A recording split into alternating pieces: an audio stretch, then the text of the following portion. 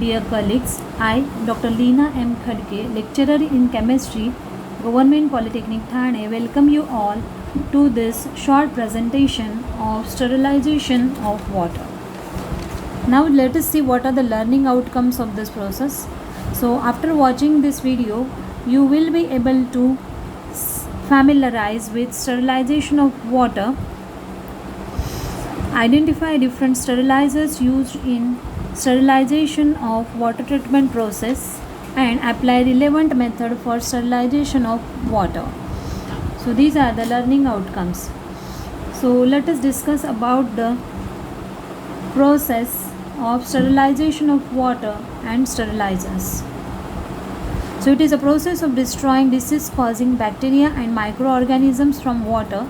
It is necessary to remove these bacteria and microorganisms, and here in this process we are using some of the chemicals, and those chemicals which are used for sterilization are called as sterilizers.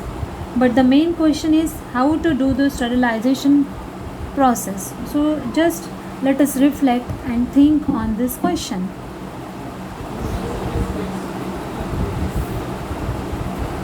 The question is, which methods can we use for purification or sterilization of water?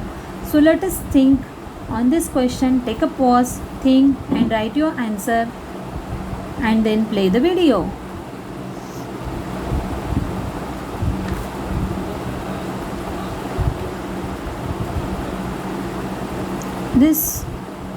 So sterilization can be carried out by following methods.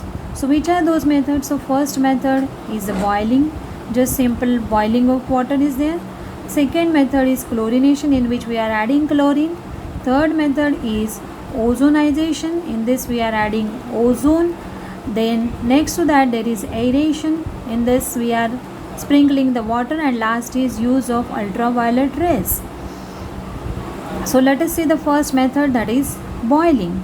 So what happens in this boiling process, that we have to see here.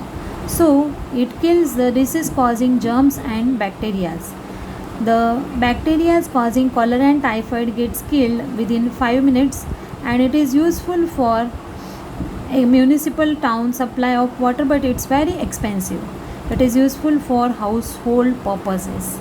If we are using it for municipal town water supply, then it is difficult. Next is chlorination. So it is done by using chlorine gas.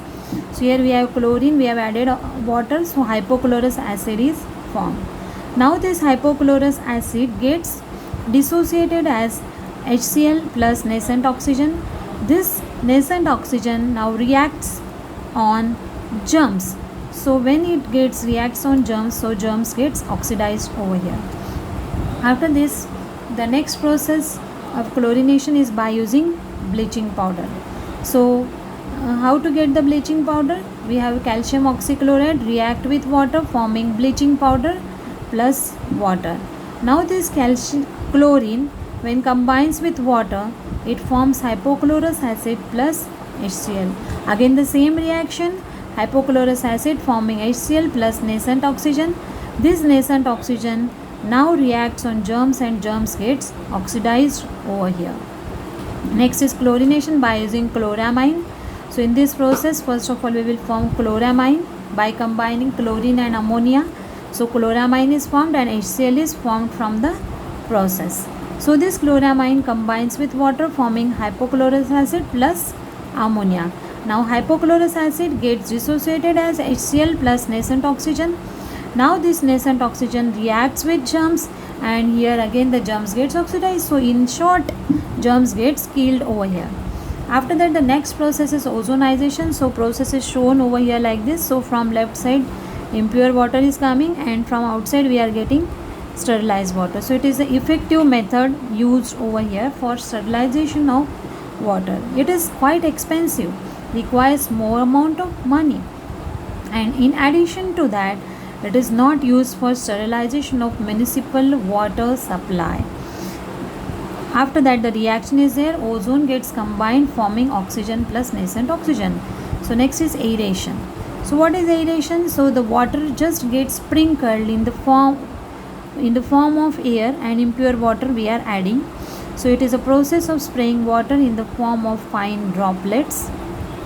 After that, here we can say that the impure water is coming from, is inserting inside, and this is the most modern method of purifying water for town supply. After that, last method is use of ultraviolet rays. So it is very effective in killing all types of bacteria.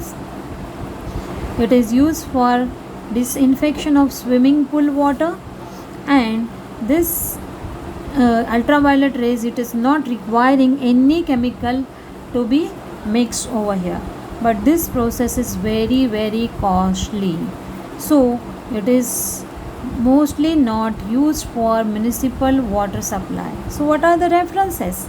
So the references which I have used, so let us see what references are being used for preparing this short presentation.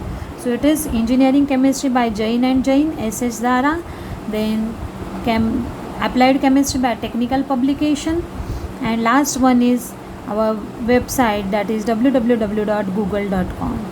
So thank you everyone for patient listening.